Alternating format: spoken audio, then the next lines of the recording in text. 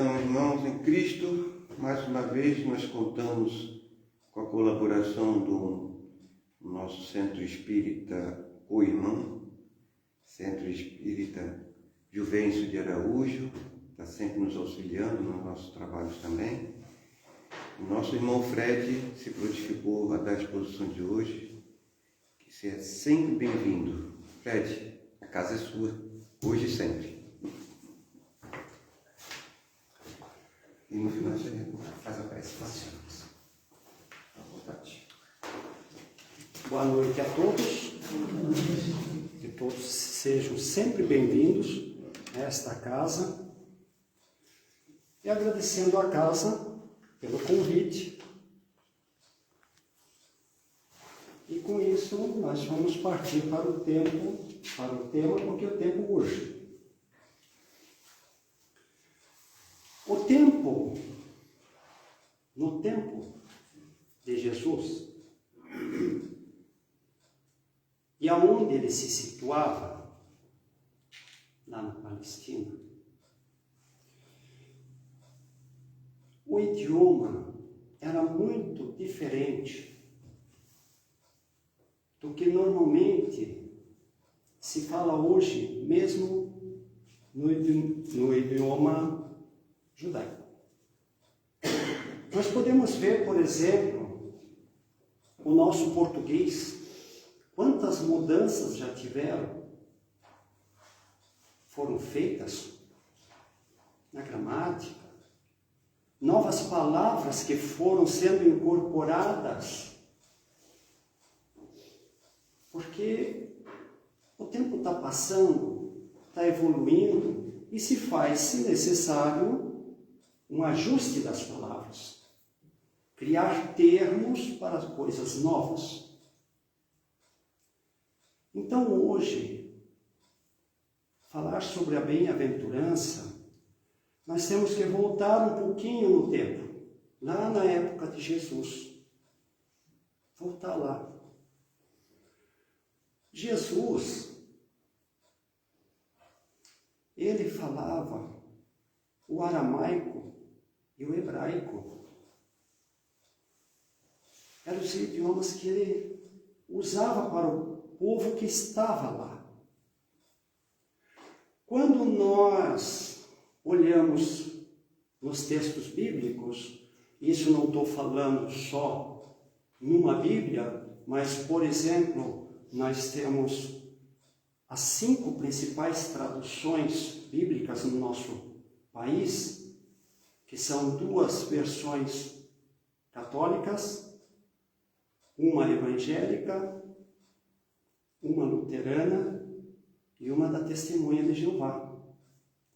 Quando se lê nas 5 Bíblias, que eu já pude manusear, e você vai ver as colocações dos versículos, todas elas têm uma maneira diferente, com termos diferentes, para expressar um certo versículo, uma certa passagem.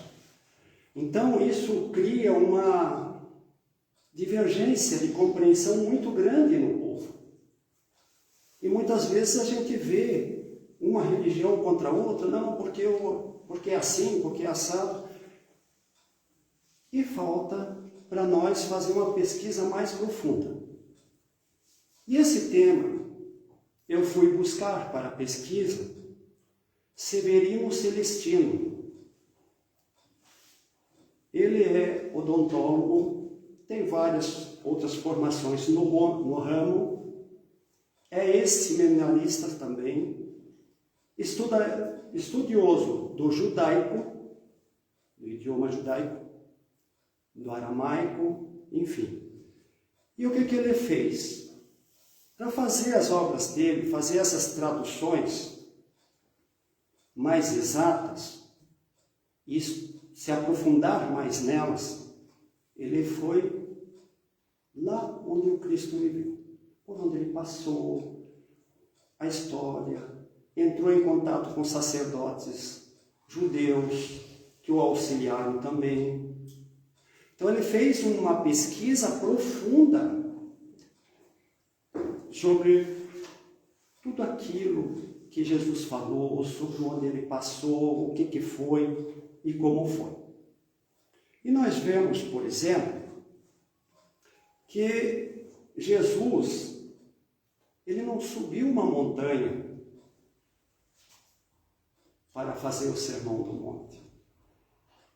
Ele subiu realmente num monte, numa pequena elevação, que existe até hoje.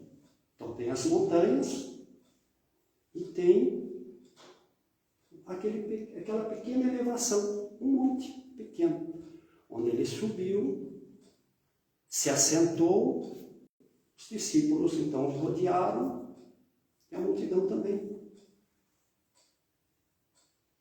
Nesse sermão, Jesus,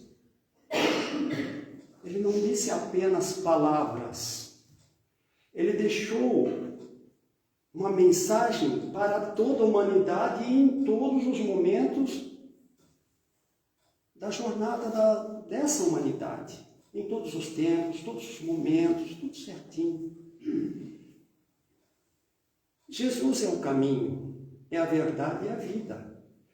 Ele é o psicoterapeuta mais perfeito que a gente já teve.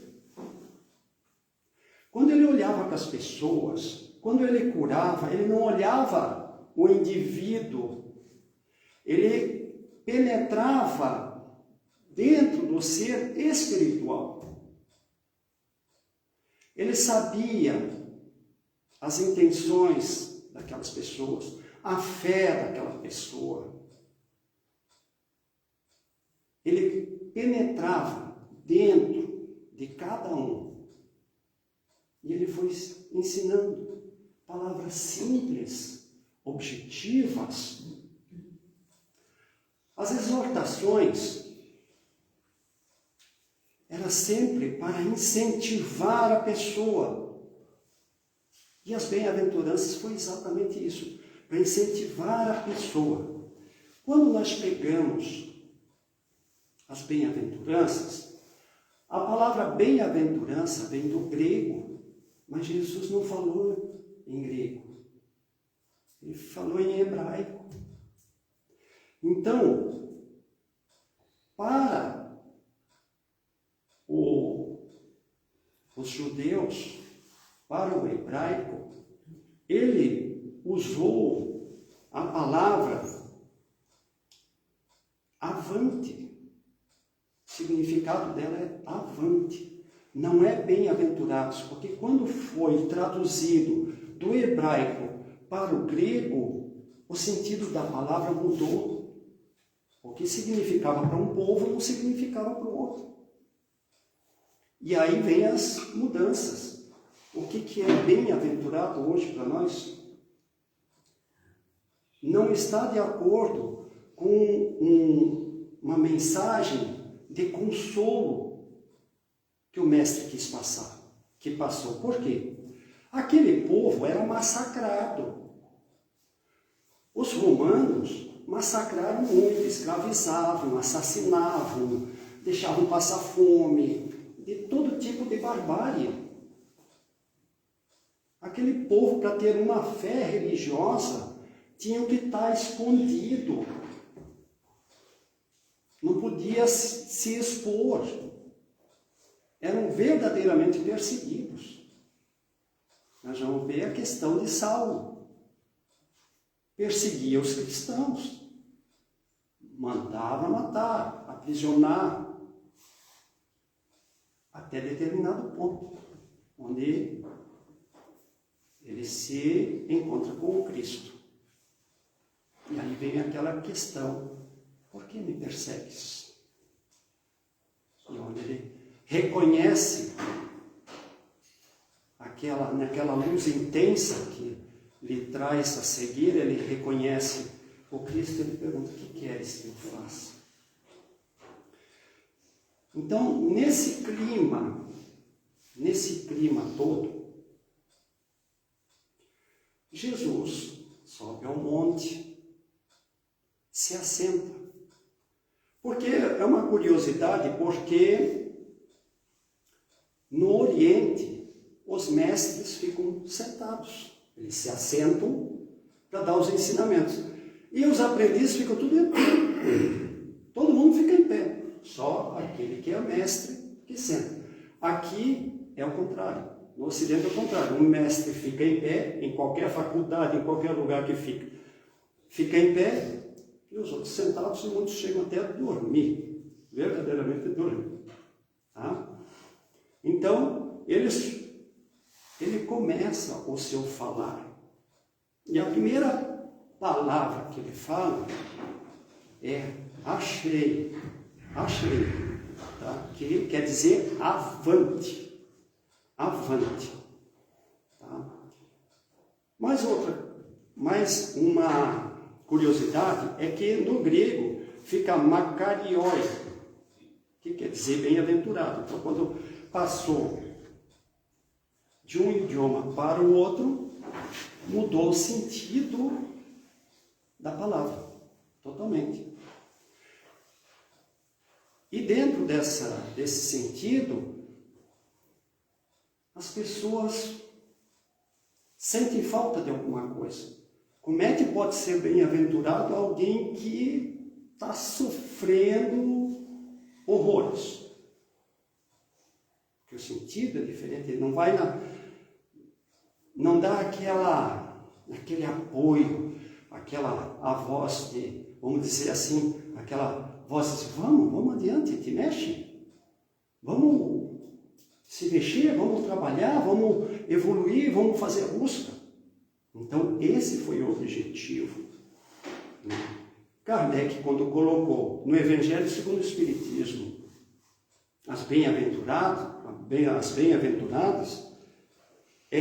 ele, logo nos comentários, ele coloca, né, que somente na vida futura podem efetivar-se as compensações que Jesus promete aos aflitos da terra. Não é naquele momento, ali ele vai dar o reconforto. Então, quando ele vai falar as bem-aventuranças, ele diz: avante os humildes de espírito. Avante, avancem, façam o melhor que vocês puderem. Né? A gente tem que muitas vezes se reformular, vencer o orgulho, o egoísmo, as vaidades. É fácil? Lógico que não é, porque as duas maiores chagas da humanidade é o orgulho e o egoísmo. É as duas maiores chagas da humanidade. Se a gente não vencer o orgulho e o egoísmo, ou o egoísmo e o orgulho, nós vamos ficar patinando num mar de dores, de sofrimentos, criados por nós mesmos. Até porque as leis de Deus são sábias, são imutáveis. Se são imutáveis, são iguais para todos nós. E se são iguais para todos nós, quem tem que mudar somos nós. Nós que temos que ir avante, com mais humildade, com mais serenidade, com mais reflexão. Então, a primeira bem-aventurança que a gente vai aqui pegar do hebraico, trazer para cá, é avante os humildes, ou avante os humilhados de espírito. A segunda bem-aventurança diz assim: avante, porque na Bíblia diz o seguinte, a tradução é diferente. Na Bíblia diz assim: bem-aventurados os que choram. Mas naquela época eles matavam tanto, eles criavam tantos crimes, tantos desmandos Roma cometia contra os cristãos, que Jesus, na tradução hebraica, diz assim: avante os enlutados, porque eles serão consolados. Avante os enlutados. Porque era muita coisa. Só para nós ter uma ideia, determinadas festas, a coisa era tão grave, a coisa era tão bruta, que em determinadas festas romanas, as pessoas, os gladiadores, eram colocados em cima da mesa, eles se degladiavam ali, alguém tinha que morrer dali. Dali eles só tiravam as pessoas ali de cima e depois iam para o banquete, fazer banquete ali. Naquela mesma cena ali. É triste, é chocante para nós escutar isso, mas para aquela época era normal para eles. Então, tamanha brutalidade, materialismo que tinha. Depois, no terceiro, ele diz: avante os humildes, porque eles herdarão a terra. A terra, hoje, nós estamos passando por uma transição planetária. Sabemos todos nós que esse instrumento físico que nós possuímos hoje é uma ferramenta de trabalho. Nós, como espíritos livres, vamos sempre avançando, sempre progredindo. Mas será que numa única existência nós vamos corrigir todo o erro que nós temos? Não, não conseguimos. Sequer conseguimos dominar o egoísmo e o orgulho. Muitas dores que nós possuímos são criadas por nós mesmos, diante dos desajustes diante da vida. Nós criamos as dores, porque não observamos as leis divinas. Deixamos de lado, nos tornamos muito materialistas, muito dependentes, e a gente não cuida. Não cuidamos sequer direito da ferramenta de trabalho que possuímos, que Deus nos concedeu, que através de um pai e de uma mãe é concedido ao espírito reencarnante, que é o corpo físico. Ferramenta de trabalho, de burilamento, resgate e aprimoramento no mesmo instante. Como que nós vamos progredir se a gente não observa, se a gente não faz a procura do nosso eu interior para nós podermos nos elevar? O altar, quando é mencionado o altar nos textos bíblicos, em muitas situações, esse altar que ele se refere, que é referido nos textos bíblicos, é o altar de nós mesmos. O altar de nós mesmos. Nós entrarmos dentro de nós. Tanto é que o Pai Nosso, a gente vai ver, perdoa as nossas dívidas. Quando? E aí nós colocamos assim, no normal, no corriqueiro, a gente põe assim como perdoamos os nossos servidores. Somos tão bonzinhos assim, né?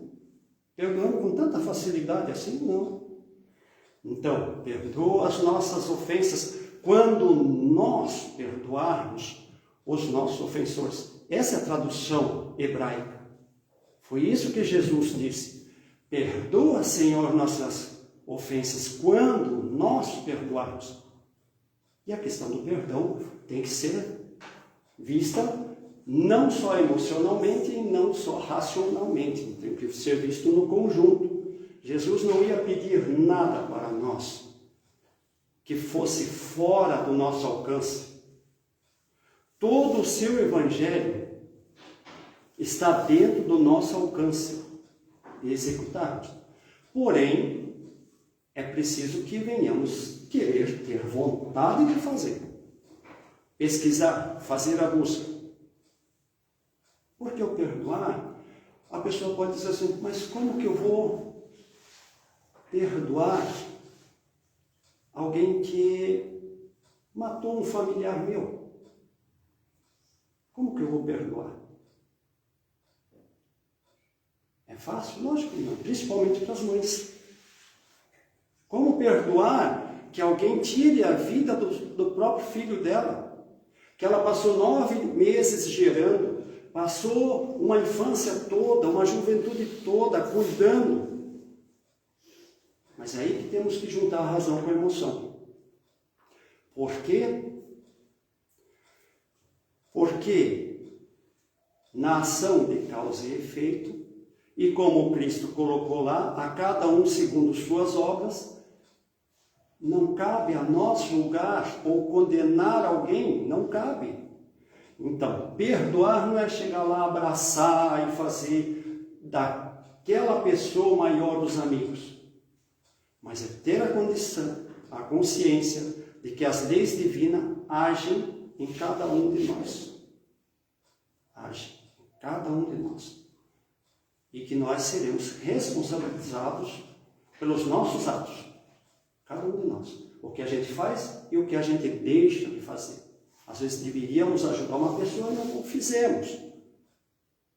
E aquele momento era o momento de ajudar aquela pessoa. E nós não fizemos. Então, a gente deixou passar a oportunidade que talvez não volte mais. Ou volte de uma maneira mais difícil. Depois, Jesus diz: avante os famintos e sedentos de justiça. Avante, lute, vão procurar os direitos de vocês. Não fiquem amedrontados. Vão fazer a busca. Busquem, façam a busca. Então ele incentivava a ir sempre adiante. Dentro dessas exortações e de esperança que ele dava, também fazia a consolação. Vão, vocês são capazes. Vocês não... Que os céus, como ele disse mesmo, faça a tua parte que os céus te ajudarão. Lógico que vão ajudar. Se eu cruzar os braços e dizer: ah, meu Deus, me dá uma casa para morar, ele não vai dar casa. Mas ele vai dar os recursos do trabalho digno e honesto para você adquirir a casa. Ele vai colocar pessoas em volta de você para te ajudar. Há um problema difícil em família para resolver, alguma situação, cada situação difícil que nós venhamos nos encontrar, podemos observar. Tem pessoas à nossa volta que aparecem às vezes do nada para nos ajudar. De alguma maneira vem, ajuda, ampara. Da mesma maneira que elas vêm, elas vão. Vieram só para aquele momento, só para ajudar.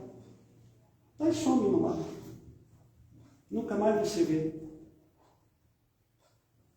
Mas, então, como nós colocamos assim, Mateus 5,5, né?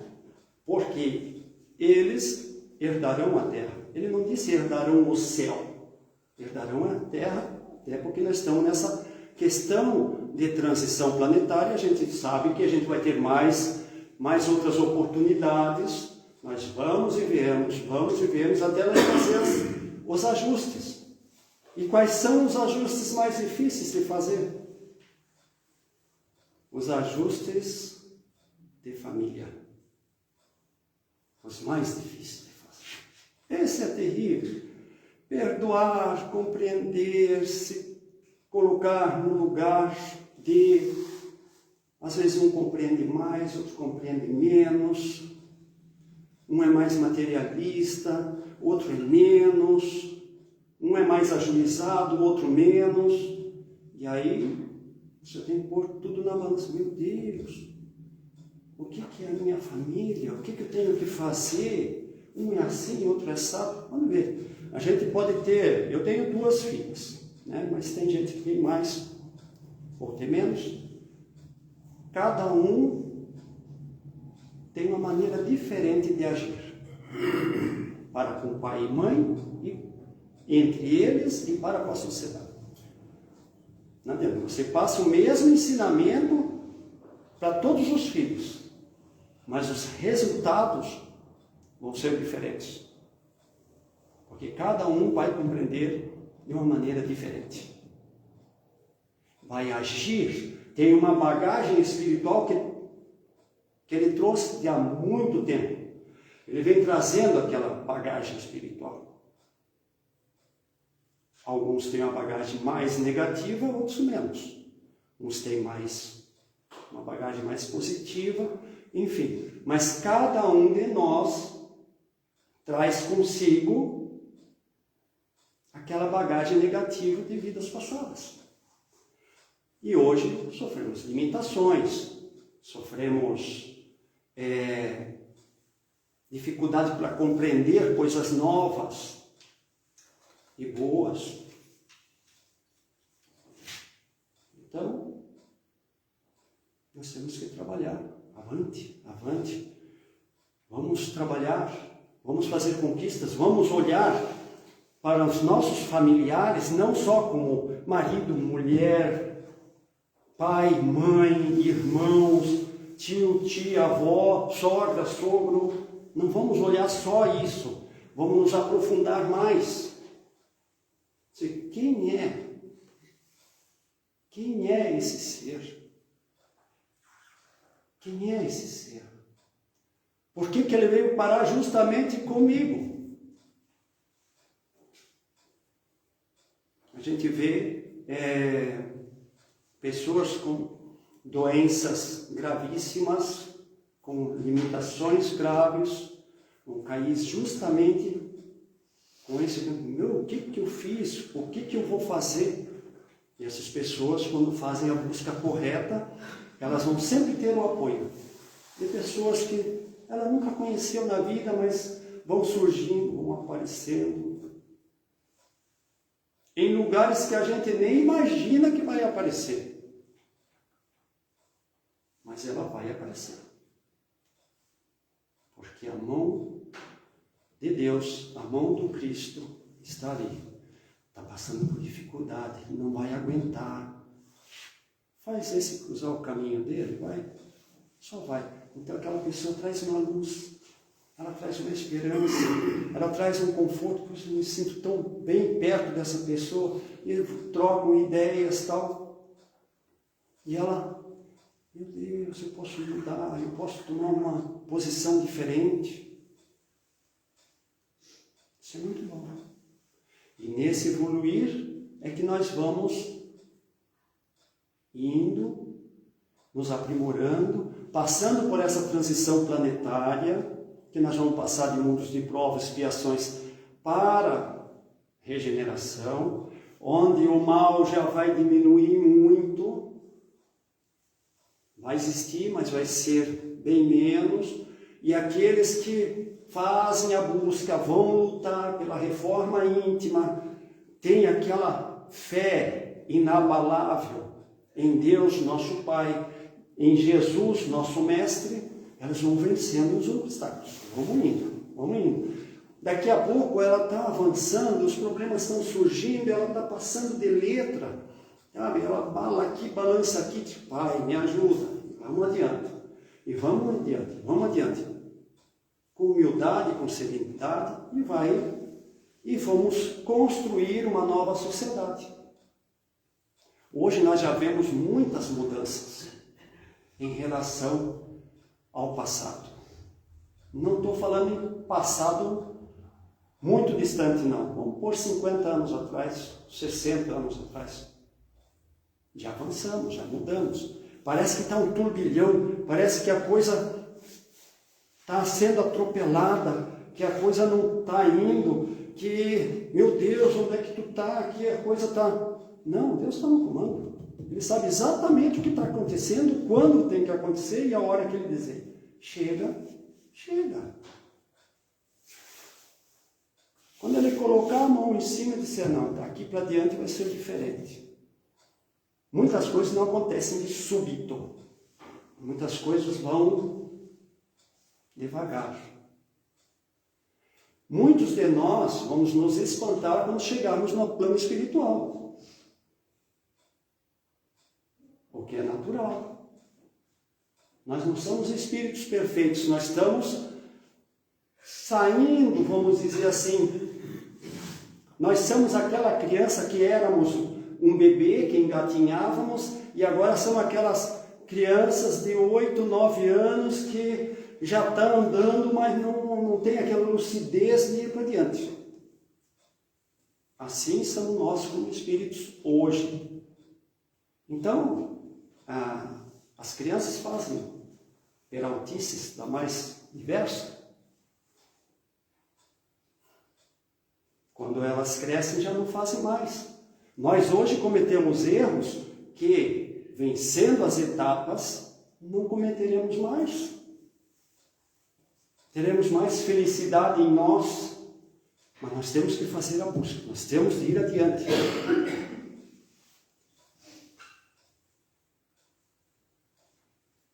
E os sedentos de justiça, famintos e sedentos de justiça, então nós temos que fazer essa busca nas coisas corretas. Às vezes eu digo assim, estou no supermercado e eu vou lá, pego o carrinho lá onde ele está lá, faço minhas compras, o carro às vezes está longe, eu levo as compras lá. Às vezes a Rosana diz, ali tem um monte de carrinho, deixa ali. Não, eu não peguei ali. Eu peguei lá o carrinho. Então eu vou deixar lá. É disciplina. É disciplina. Porque muitas vezes você deixa um carrinho numa posição, o cara não vê, outra pessoa não vê, dá ré no carro, bate, amassa, cria prejuízo. Às vezes uma pessoa pode se machucar. Então nos conscientizar. Eu quero um país melhor, eu quero uma sociedade melhor, eu tenho que começar por mim, não esperar que o governo faça, que os maiores façam. Não, a mudança começa em nós. Se o outro não fizer, é responsabilidade do outro. Se eu fizer, é responsabilidade minha. Eu tenho que me mudar. Se eu vou comprar alguma coisa e a pessoa errou e me deu troco a mais, eu tenho que chegar para a pessoa, você errou. Vamos. Porque se eu disser, ele deu dinheiro a mais, eu vou levar. Não estou correto. Eu estou criando prejuízo e muito provavelmente um desemprego. Muito provavelmente aquela pessoa possa não ter resistência para segurar a onda. Muito provavelmente ela pode ocasionar virar um marginal.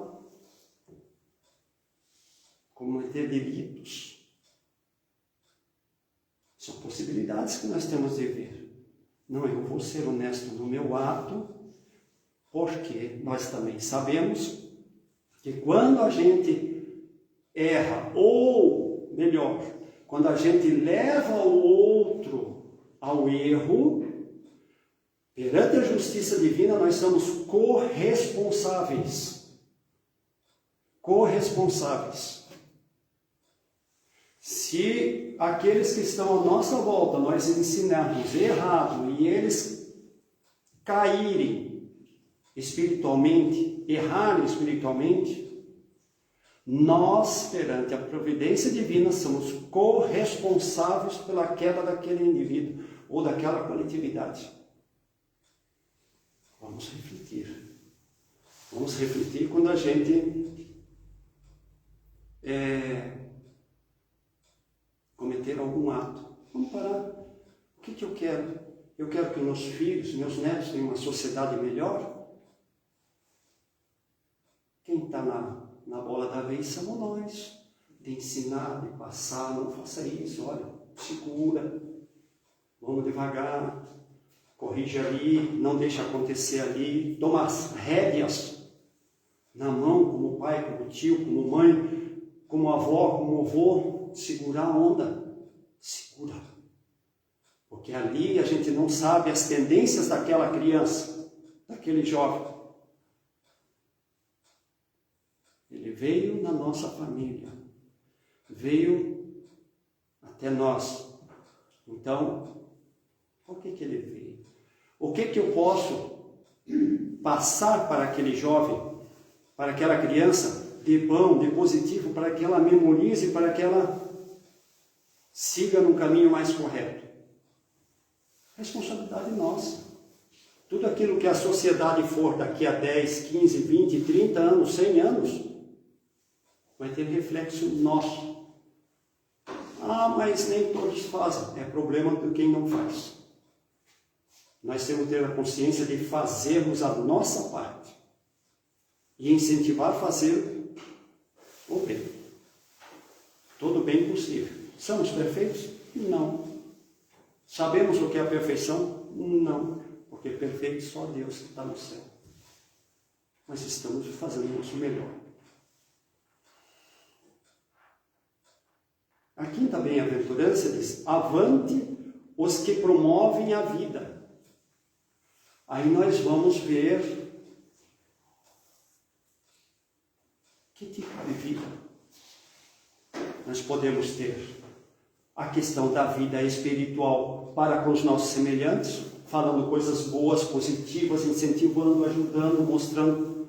Se aquele indivíduo vai aproveitar ou não, é responsabilidade dele, façamos a nossa parte. Mas também está muito relacionado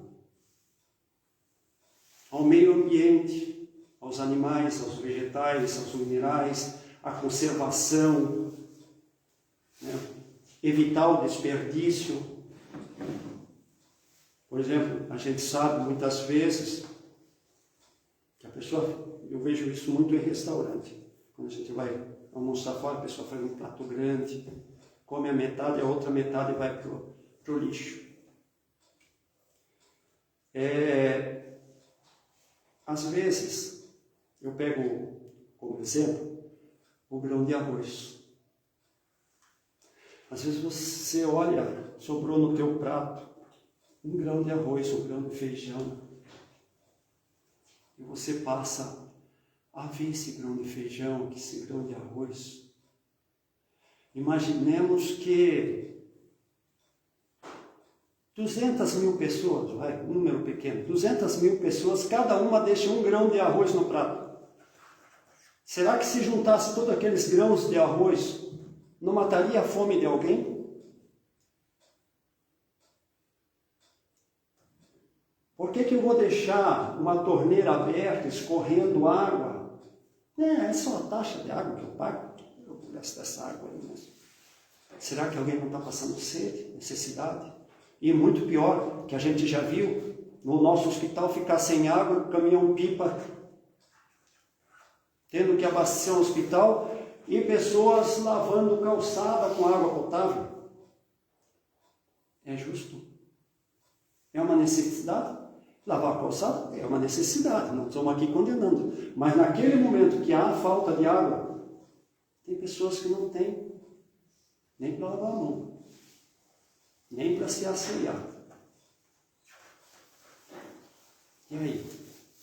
Estamos cuidando da natureza? Estamos fazendo o nosso melhor? Estamos promovendo o progresso? Até porque se todo mundo, num planeta como o nosso, que uma boa parcela da população mundial não tem água, né? Não tem água, se a gente começar cada um a fazer sua parte, vai sobrar água para eles também. Tem um senhor que eu conheço, ele foi trabalhar no Kuwait. Banho lá é uma dificuldade, olha que calor. Eles ganham de manhã cedo 1 litro de água e 1 litro de café. 1 litro de água e 1 litro de café. Aquilo tem que dar o dia inteirinho. Tomou tudo de uma vez, sentiu sede, só lamento. Porque eles não têm água. Isso não estamos falando de um povo assim, pé rapado. Nós estamos falando lá do mundo árabe. Lá. Eles têm esse controle.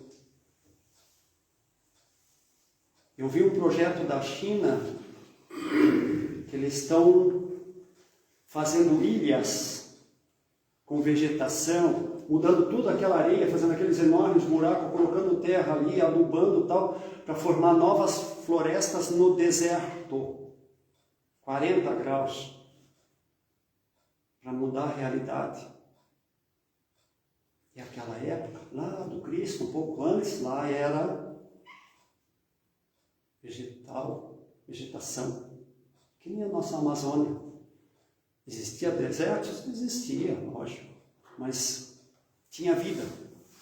Hoje eles estão tentando reverter a coisa. Então, a coisa já está mudando. Né? Nós vemos, por exemplo, Thomas Edison fazendo uma invenção, e essa invenção, não lembro bem a data, mas em torno de 200 anos, mais ou menos, 200 e tantos anos, ficamos com a lâmpada incandescente. Mais ou menos, década de 70, mais ou menos, 69, 70, 71, nessa época entrou a lâmpada fluorescente, lembrava? A lâmpada fluorescente. Dali para a lâmpada fria, levou apenas 30 anos. Dali para a lâmpada de LED, muito pouco tempo, 10 anos no máximo, que levou. 2 cientistas tiveram que desenvolver a luz azul, o LED, aquele LEDzinho da televisão, o azul, o vermelho e o amarelo, para juntar os 3 e ter essa lâmpada que brilha hoje, dando condições. Mais de 30 anos de estudo para nós termos luz. Por que nós não respeitar a natureza? Porque hoje nós somos um tanto de população, amanhã vamos ser quase o dobro. E nós estamos crescendo. Hoje está em torno de 8 bilhões, mais ou menos, e já está passando. E aí, como fazer? Se a gente desperdiçar, agredir, qual vai ser a nossa responsabilidade perante a providência divina, que nos deu tudo bonito, belo, e nós não estamos, nós vamos ser corresponsáveis. Quando Cristo disse, vocês são deuses, podeis fazer o que eu faço e muito mais. Ou seja, vocês podem colaborar, podem aprender, compreender e evoluir muito mais. Avante os puros de coração, disse Jesus, porque verão a Deus. Ou seja, se nós conseguirmos eliminar as aflições, se nós conseguirmos manter um ritmo de evolução espiritual, o aprimoramento espiritual, o respeito às leis divinas, porque uma árvore o homem não faz. O homem não faz uma árvore. Ele muda geneticamente, mas com a permissão da providência divina. Deus está naquela árvore, está no peixe, está no cachorro, está no pássaro, está em qualquer canto. Ele está presente em nós e muitas vezes nós não paramos para ver, para avaliar qual é a minha responsabilidade perante a providência divina. Estou agindo como? Então vamos nos purificar, porque nós evoluiremos, alcançaremos estágios bem mais altos de progresso espiritual, teremos menos aflições, menos dores, mais entendimento e conseguiremos então cooperar mais com o Cristo. Porque chegará um ponto da nossa evolução espiritual que nós passaremos a ser os anjos da guarda ou protetores espirituais de alguém que está na nossa retaguarda. Então é bom nós avaliarmos isso. Um dia a gente vai cuidar de alguém. do plano espiritual para o material. Porque o que nós estamos fazendo hoje, cuidar de nossos filhos, cuidar de um idoso, de uma pessoa com suas limitações, são exercícios para desenvolvermos essa qualidade para no futuro agirmos. E olha, posso dizer que o meu tem dor de cabeça comigo, já teve bastante, tá? Que era muito arqueiro, demais. Mas, vamos lá. O tempo urge. Avante os pacificadores, porque eles serão chamados filhos de Deus. Hoje nós vivemos na aflição das guerras, ceifando vidas. E não estamos falando só de guerras bélicas, não. Guerras mentais mesmo. Verdadeiras batalhas mentais que destroem a sociedade. Vamos pacificar, vamos mudar, vamos fazer como Francisco de Assis disse: Pai, ensina-me a amar mais do que ser amado, a compreender mais do que ser compreendido. Exercemos isso? Ele pedia ao Pai: me dá força para que eu possa compreender. Vamos nos pôr na condição de Gandhi, que travou uma guerra contra os ingleses sem nenhuma violência. Conduziu o povo de uma certa maneira, com uma certa autoridade, que ninguém criou danos a um só inglês. Inclusive, quando um soldado inglês o alcançou na sua jornada e simplesmente o esbofeteou, levantou-se, ele esbofeteou novamente, mais 2 ou 3 vezes. Aí ele perguntou: quem é essa pessoa que te ensina a ser tão covarde? E Gandhi, com muita calma, vê no peito do Cristo, no peito do soldado, o crucifixo com Cristo, e diz: esse homem que está pendurado aí no seu peito, desse crucifixo, ele que me ensinou.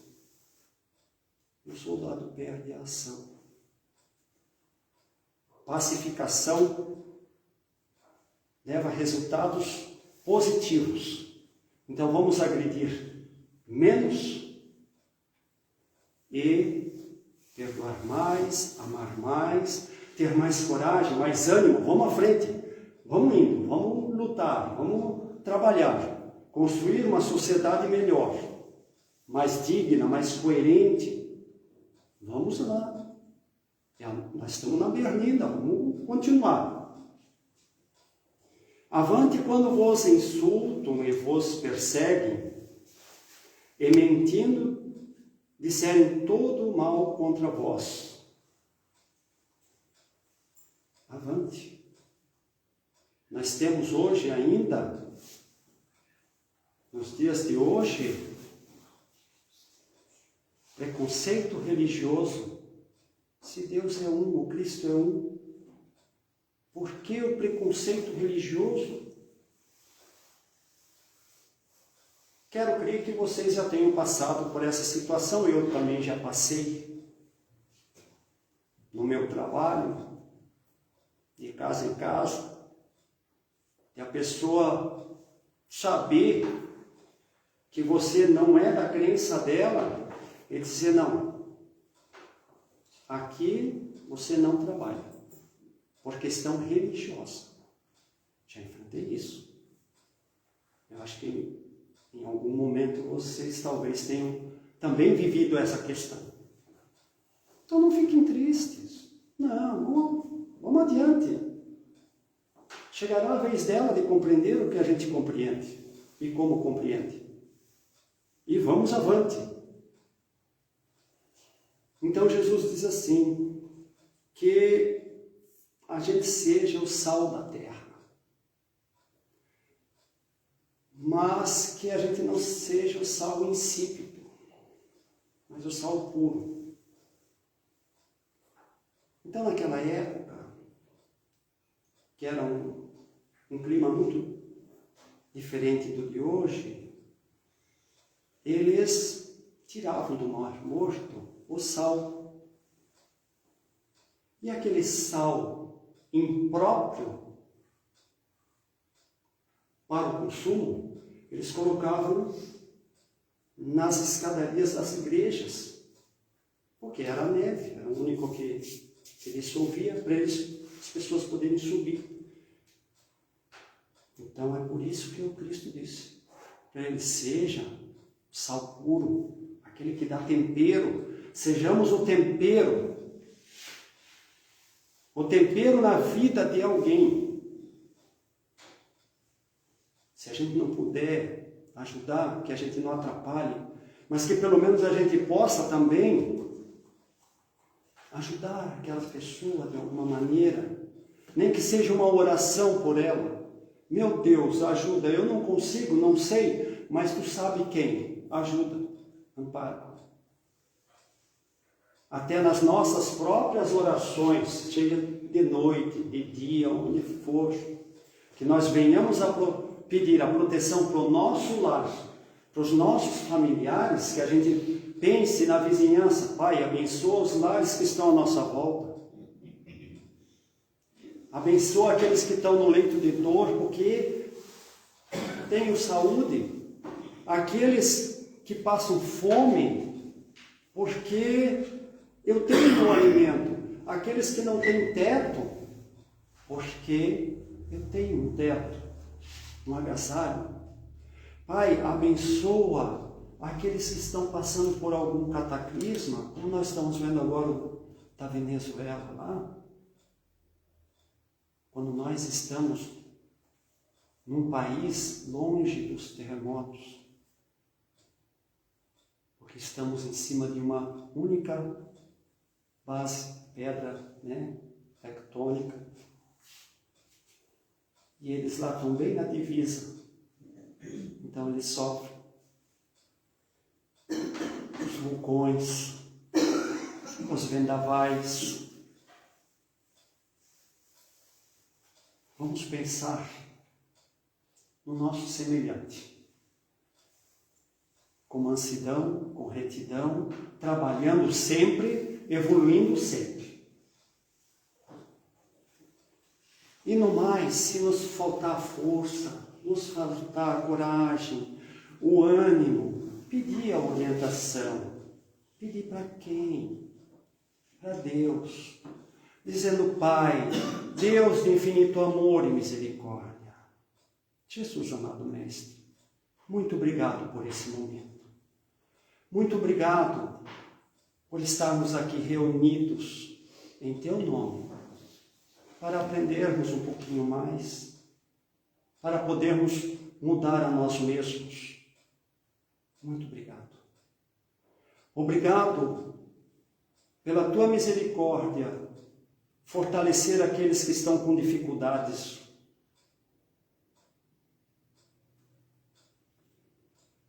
Pai, abençoa cada um, fortalece a todos, para que possam se reerguer e possam caminhar,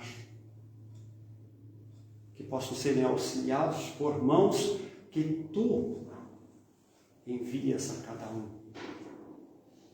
Obrigado por nos fortalecer, nos amparar, nos iluminar, nossos lares, nossos familiares, por abençoar e fortalecer aqueles que nos odeiam, aqueles que nos desejam mal, para que eles possam compreender a Tua infinita misericórdia e poderem também aprenderem a amar. Muito obrigado, Pai. Muito obrigado, Jesus, Muito obrigado aos amigos da espiritualidade que nos assistem, nos amparam. Muito obrigado. Que a vossa paz, Pai, que a vossa paz, Jesus, possa estar com todos nós, mas que a vossa vontade esteja sempre acima da nossa, agora e sempre. Muito obrigado a todos.